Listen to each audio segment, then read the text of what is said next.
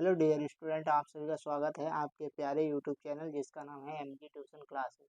आज की वीडियो में मैं आपके लिए लेकर आया हूं क्लास 10 मैथ चैप्टर नंबर 3 दो चर वाले रैखिक समीकरण युग्म का जो बेसिक इन्फॉर्मेशन वाला वीडियो है वो आप लोगों को मैंने पहले वीडियो बनाकर बताया था कि इस चैप्टर के अंतर्गत क्या क्या चीज़ें पूछी जाएंगी। और ये दूसरा चैप्टर है इस जिसमें हम आप लोगों के लिए लेकर आए हैं। इसमें जो विधियाँ हमने 3 पढ़ी थी, तो पहली विधि का नाम था आलेखनी विधि, दूसरी विधि का नाम था प्रतिस्थापन या विस्थापन विधि और तीसरी का नाम था विलोपन विधि। तो आज हम संपूर्ण जानकारी प्राप्त करेंगे किस विधि के बारे में। नंबर 1 आलेखनी विधि, या इसी को हम ग्राफी विधि कहते हैं। तो इसी कारण से मैं आप लोगों के लिए बहुत ही अच्छी तरीके से समझाने का प्रयास करूँगा आपको कि आलेखी विधि या ग्राफी विधि क्या होती है और इसको किस प्रकार से ये विधि लगाकर किस प्रकार से सवाल को सॉल्व किया जाता है। इसीलिए मैं एक ग्राफ आपके लिए देखिए बनाकर लाया हूँ, और इस ग्राफ को डायरेक्ट ही नहीं सॉल्व करते हैं, एक न्यूमेरिकल की तौर पे सॉल्व करेंगे और इस ग्राफ से जानेंगे कि इसमें हम किस किस तरीके के, जैसे किस कक्षा में कितने बच्चे हैं उसका लगा सकते हैं, लड़की है लड़कों की संख्या पता कर सकते हैं। इस विधि द्वारा हम इस चैप्टर में सवाल जो बनते हैं वही। तो चलिए हम समय बर्बाद ना करते हुए इसके कुछ तरीके जान लेते हैं कि इस विधि के अनुसार हम क्या क्या कर सकते हैं। तो सबसे पहले मैं देखिए लिखूंगा नहीं, आप लोग बहुत ही आराम से सुनेंगे और ध्यान लगाकर। तो सबसे पहले इस विधि के अनुसार होता है कि हमें सबसे पहले y का मान रखना होता है। तो y का मान, समीकरण आपको दे रखी होगी, समीकरण देंगे, देने के बाद उसमें आपको y का मान रखना है। y का मान रखते समय आपको ये ध्यान में रखना है कि y का मान रखने पर ना तो हमारा दशमलव में कोई आंसर आए और ना ही हमारा वटे में मतलब भिन्न में कोई आंसर आए। तो चलिए मैं आपको कुछ लिखकर बता देता हूँ और कुछ आप लोगों को समीकरण को भी सॉल्व करना बताता हूँ। जैसे मैं एक समीकरण यहाँ पे ले लेता हूँ, समीकरण लेता हूँ, इसमें सबसे पहले कंडीशन लिख देते हैं। फर्स्ट स्टेप या कंडीशन, स्टेप स्टेप फर्स्ट, मतलब पॉइंट यहाँ पे लिखते हैं। सबसे पहले स्टेप नंबर वन सबसे पहले इस विधि के अनुसार क्या करेंगे। नंबर 1 समीकरण में y बराबर n, मतलब कुछ भी रखने पर समीकरण 1 में y बराबर कुछ भी रखने पर, ठीक। फिर इसमें आते ही इसी समीकरण में एक हमारा बिंदु निकल के आ जाएगा। जब y बराबर हम रखेंगे तो हमारा निकल के आ जाएगा। इसी समीकरण में दोबारा हम फिर लिखेंगे x बराबर n, मतलब कुछ भी रखने पर। इसका मतलब क्यों हम एक समीकरण से दो बिंदु क्यों प्राप्त करेंगे, इसका भी रीजन है क्योंकि आपने देखा होगा ग्राफ में होता है चार चार बिंदु होते हैं, 1 2 3 4। इसी कारण से हमें 4 बिंदु प्राप्त करने होते हैं। तो 4 बिंदु किससे प्राप्त करेंगे, आपको मैंने समझाया था रैखिक समीकरण युग्म। रैखिक समीकरण युग्म का मतलब होता है जोड़े में। अब जोड़े में होगा तो दो ही जोड़े होंगे और दो जोड़ों से हमें उत्तर कितने प्राप्त करने हैं, 4। तो चलिए फिर आता है, और इसमें मैंने एक कंडीशन बताई है कि इसमें आप लोगों को ऐसे मान रखने हैं कि उसमें आप लोगों को क्या नहीं होना चाहिए, दशमलव में आंसर नहीं आना चाहिए और भिन्न के रूप में मतलब बटे के रूप में आंसर नहीं आना चाहिए। तो चलिए हम समीकरण किताब के अनुसार ले लेता हूँ। अब इसी समीकरण पे हम इस तरीके के मान रखकर सॉल्व करेंगे। तो ये हमारा क्वेश्चन नंबर एग्जाम्पल है।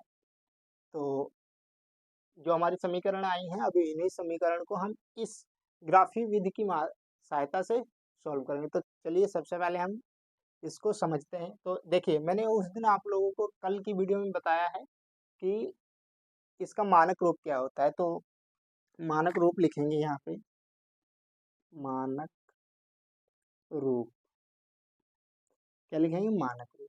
तो मानक रूप लिखने के लिए हम क्या करेंगे, मानक रूप a1x plus v1y plus c1 बराबर 0। फिर क्या करेंगे यहाँ पे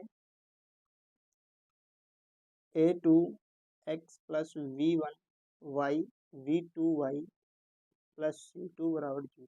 ये तो मानक रूप है। तो मानक रूप इस तरीके से हमें पता करना है। तो अब क्या करेंगे, अब हम इसको ग्राफी विधि से हमें सॉल्व करना है। तो ग्राफी विधि के लिए हम क्या कर लिखेंगे, यहाँ पे लिखेंगे ग्राफी विधि। क्या लिखेंगे, ग्राफीय विधि। ग्राफी विधि, ग्राफी विधि यहाँ पे लिखेंगे हल। ग्राफी विधि द्वारा हल। तो सबसे पहले समीकरण एक लिख लेंगे। समीकरण, ये समीकरण हमें जो दे रखी है वही लिखेंगे। x प्लस 3y बराबर 6, ये समीकरण नंबर एक हो गया। और दूसरा क्या है, 2x माइनस 3y बराबर 12, ये समीकरण नंबर 2 हो।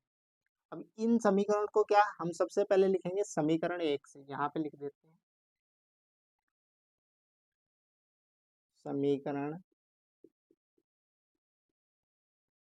एक से।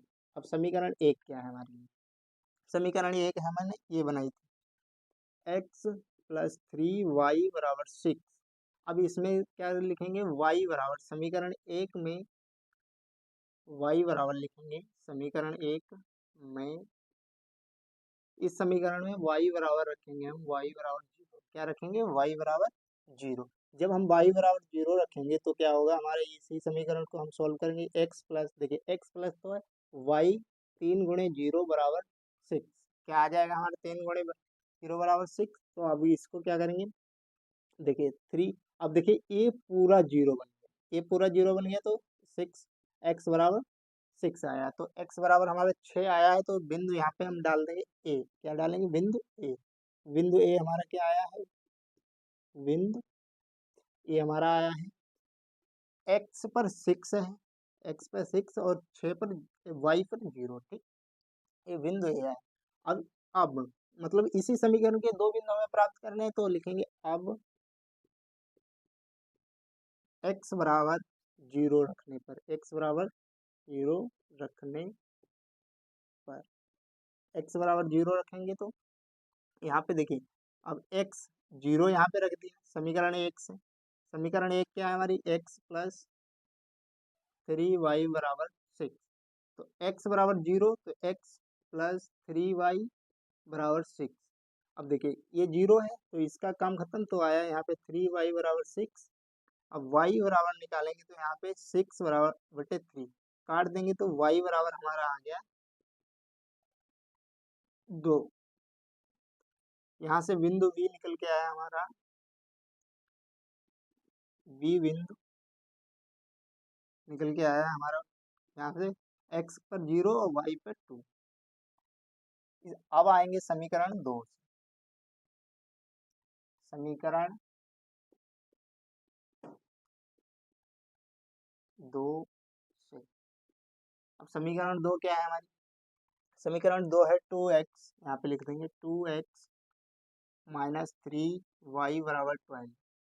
अब देखिए 2x माइनस 12, अब यहाँ पे भी हम क्या रखेंगे, y बराबर, समीकरण 2 से y बराबर 0 रखने पर, इसमें भी y बराबर 0 रखेंगे तो यहाँ पे 2x माइनस 3 गुणे 0 बराबर 12। अब यहाँ से देखिए ये तो 0 हो गया, तो 2x बराबर 12 और x बराबर 12 यहाँ से बटे में चला जाएगा, 2 बटे में चला गया, 12 ऊपर आ जाएगा। तो यहाँ पे हमारा x बराबर क्या आ गया, 6। x बराबर 6 आया। तो यहाँ से बिंदु C हमारा निकल के आएगा, बिंदु C निकल के आएगा हमारा, x पर कितना था, x पर 6 था और y पर 0, ये C बिंदु। अब निकालेंगे, अब x बराबर 0 रखने पर, x बराबर 0 रखने पर, अब x बराबर 0 रखेंगे, समीकरण 2 में ही x बराबर 0 रखेंगे। तो x बराबर 0 मतलब समीकरण 2 लिख लेते हैं, 2x माइनस 3y बराबर 12।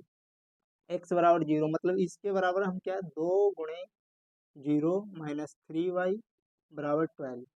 ये तो 0 हो गया, तो माइनस 3y बराबर 12। यहाँ पे क्या करेंगे हम, y बराबर रखेंगे तो 12 बटे में माइनस का 2। अब क्या करेंगे, इसको काट देंगे तो आ जाएगा हमारा y बराबर -4। 3 चौको 12 होता है। तो यहाँ पे बिंदु डी हमारी प्राप्त हुई है। x बराबर 0, x पर 0 और y पर -4।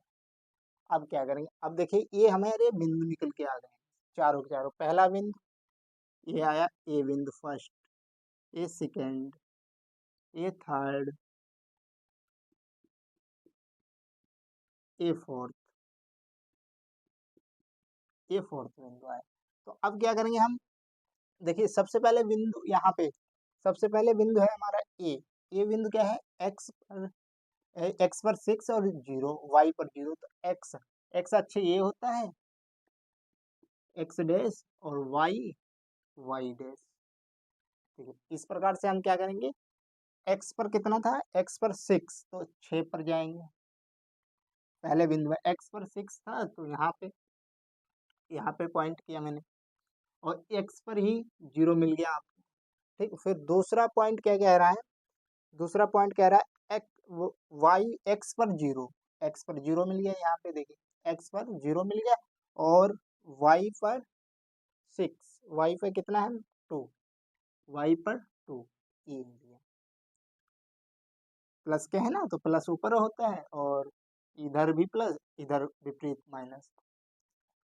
फिर अब आया सी बिंदु। सी बिंदु भी हमारा यही, एक्स पर 6, वाई पर 0। ठीक, ये वाई पर 0। ठीक, फिर हमारा जो डी बिंदु कह रहा है, डी बिंदु कह रहा है एक्स पर 0 और वाई पर -4। तो एक्स पर 0, वाई पर -4। तो एक्स पर 0, तो एक्स पर 0 ये मिला और वाई पर -4 ये। अब देखिए, अब क्या करेंगे हम, इन्हीं रेखा को इस तरीके से मिला दें, इस रेखा को इस तरीके से मिला। तो कटान बिंदु, अब यहाँ पे लिख भी तो लेते हैं, वाई पर क्या था हमारा, ये यहाँ पे एक्स पर 0, एक्स पर 6 था ये, और ठीक, और वाई पर क्या था, वाई पर ये था 0,2 और ये यहाँ पे 0,-4। और ये इसका ये वाला भी है, सी वाला, ये दोनों है। तो कटान बिंदु हमारा क्या प्राप्त हुआ, यहाँ पे लिख लेंगे हम कटान बिंदु, कटान बिंदु। और कटान बिंदु हमारा क्या प्राप्त हुआ, 6,0, यही आंसर है। और इसी तरीके से हम जो रेखीय विधि है, इसी तरीके से जो आपका ग्राफ बनता है, इसी तरीके से सारे सवालों में जो आलेखनी विधि या ग्राफिक विधि के माध्यम से जो सवाल होंगे, उसमें आप लोगों को मान रखकर चेक करना है। मान रखकर चेक करने के बाद आपका आंसर बट्टे में नहीं आना चाहिए और दशमलव में नहीं आना चाहिए। बस इन्हीं दो बातों को ध्यान में रखते हुए आप लोग सवाल लगाइएगा। आशा करता हूँ इस सवाल को देखकर आप लोगों को सीखे होंगे। अगर अच्छा लगे तो वीडियो को लाइक और चैनल को सब्सक्राइब करना ना भूलें। तब तक के लिए जय हिंद।